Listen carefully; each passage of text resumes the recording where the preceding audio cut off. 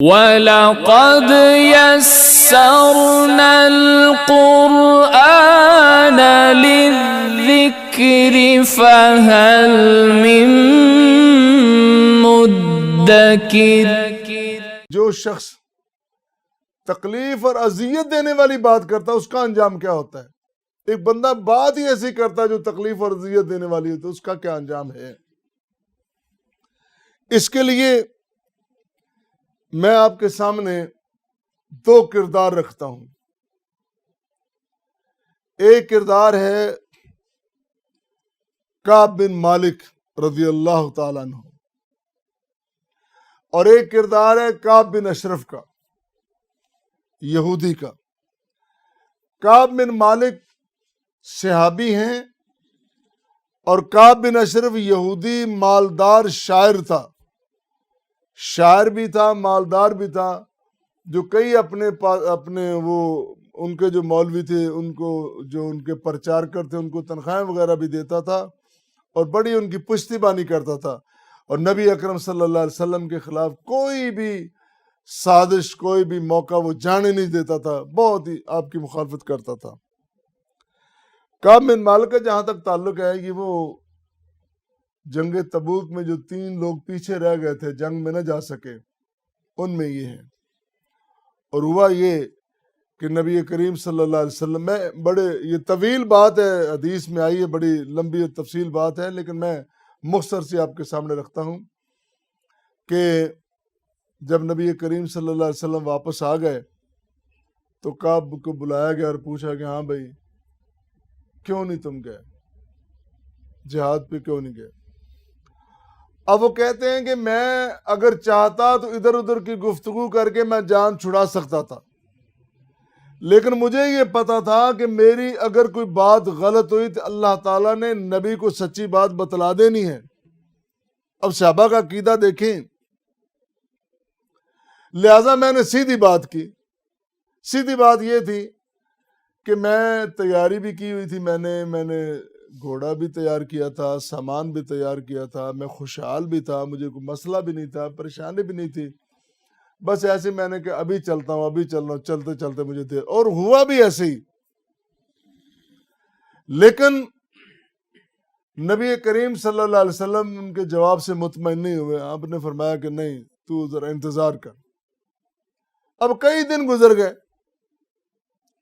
کئی دن گزرنے کے بعد آپ کی طرف سے حکم ملا کہ اپنے گھر سے رہنا گھر میں ہے لیکن بیوی سے علیحدہ رہنا ہے۔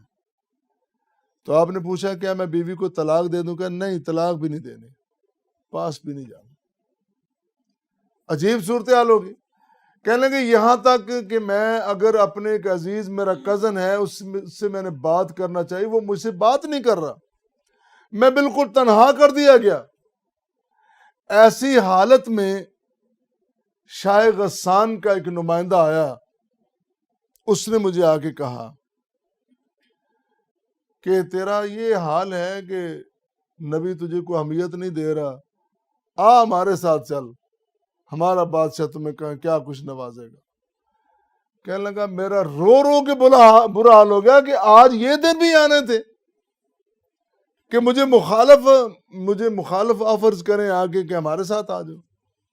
دیکھیں ان کا ایمان کس قدر ہے، محبت کس قدر ہے کہ دشمن کی آفر کو سن کر خوش ہونے کے بجائے رونے لگے، پریشان ہو گئے کہ آج میرے ساتھ یہ ہونا تھا۔ اللہ اکبر، اللہ اکبر۔ ان کا یہ عظیم جذبہ، نبی کے ساتھ محبت، دین کے ساتھ محبت۔ ایک غلطی ہو گئی، ایک غفلت ہو گئی، ایک کوتاہی ہو گئی، اب اس پہ پشیمان ہے، پریشان ہے، ندامت ہے، نادم ہے۔ تبھی تو اللہ تعالیٰ کی طرف سے آسمان سے آیات نازل ہوتی ہیں، ان کی برات کا اعلان ہوتا ہے کہ یہ سچے لوگ ہیں، یہ آپ کے سچے ساتھی ہیں۔ اور وہ کہتے ہیں کہ میں کوٹھے کی چھت پہ سویا ہوا تھا کہ آواز آئی، خوش ہو جاؤ، اللہ تعالیٰ کی طرف سے تمہارے لیے آزادیاں اور خوشخبریاں آ گئی ہیں۔ ایک یہ کردار ہے، اور دوسرا کردار کعب بن اشرف کا ہے کہ وہ نام دونوں کے کعب ہیں، دیکھو نام بھی ایک ہیں، لیکن کردار کتنا فرق ہے، زمین و آسمان کا فرق ہے، بعد المشرقین ان کے کردار میں ہے، وہ کوئی موقع نہیں جانے دیتا، اور وہ نبی کریم صلی اللہ علیہ وسلم کی ہی جو کرتا رہتا ہے۔ تبھی تو حضرت حسان کہتے ہیں حجوت محمدً فعجبت عنہ، تو نے محمد کریم صلی اللہ علیہ وسلم کی ہجو کی ہے اور میں آپ کی طرف سے جواب دے رہا ہوں۔ وَعِندَ اللَّهِ فِي ذَاكَ الْجَزَاء، اور اس میں مجھے اللہ ہی میرا جزا دے گا۔ میں جو کام کر رہا ہوں یہ ایسا کام نہیں ہے، یہ دنیا کے لیے نہیں ہے، یہ اللہ کو راضی کرنے کے لیے میرے کام ہیں۔ حجوت محمدً برًّ حنیفًا، تو نے محمد کریم صلی اللہ علیہ وسلم جو نیکوکار ہیں، جو حنیف ہیں، ان کے بارے میں جو تو گفتگو کر رہا ہے۔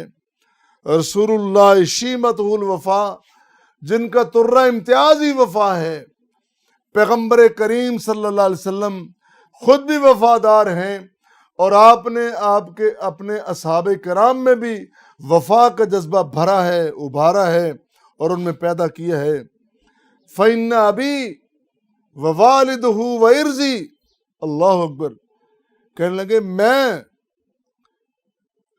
میرا باپ، میرے باپ کا باپ، ان ابی میرا باپ، ووالد میرے باپ کا باپ، میرا دادا بھی، وارضی، اور میری عزت، میری تکریم، سب کچھ اللہ کے نبی پہ قربان ہو۔ لِعِرْضِ محمد منکم وقاؤ، تمہارے مقابلے میں میں جو بات کر رہا ہوں کہ میرے باپ کی، میرے دادا کی، سب کی عزت ہمارے پیغمبر پر قربان ہو صلی اللہ علیہ وسلم۔ یہ دو کردار ہیں، ایک اذیت دینے والا ہے، اس کا انجام کیا ہے، اور انجام اس کعب بن اشرف کا جو بنا ہے۔ آخر میں ایک صحابی اجازت مانگتا ہے اللہ کے رسول صلی اللہ علیہ وسلم سے کہ یا رسول اللہ مجھے اجازت دیجیے، اس کی بدتمیزیاں بہت بڑھ گئی ہیں، برداشت نہیں ہوتی ہم سے۔ بالآخر آپ نے اس کو اجازت دی۔ یہ بھی ایک بڑا تفصیلی واقعہ ہے، پھر کبھی انشاءاللہ بات ہوگی اس پہ۔ تو اس کا جو انجام ہوتا ہے کعب بن اشرف کا، پوری دنیا میں عبرت کا نشان بن گیا ہے۔ تو اس واقعے سے ان دو کرداروں کی آپس میں اندر جو امتیاز ہے، اس سے یہ بات ثابت ہوتی ہے کہ جذبہ محبت انسان کو کتنا اوپر لے جاتا ہے، اور دوسرے کی دل شکنی کرنے والا، تکلیف دینے والا، اذیت دینے والا، وہ اس دور میں ہو، آج کے دور میں ہو، ہر دور میں ہی وہ شخص رسوا ہے، اس کا مقام رسوائی ہے۔ اللہ تعالی ہمیں بہترین لوگوں کے کرداروں سے متاثر ہو کر ان کی خوبیوں کو اپنانے کی توفیق عطا فرمائے، اور برے اور برائی اور برے کرداروں سے بچنے کی، محفوظ رہنے کی اللہ تعالیٰ ہمیں توفیق عطا فرمائے۔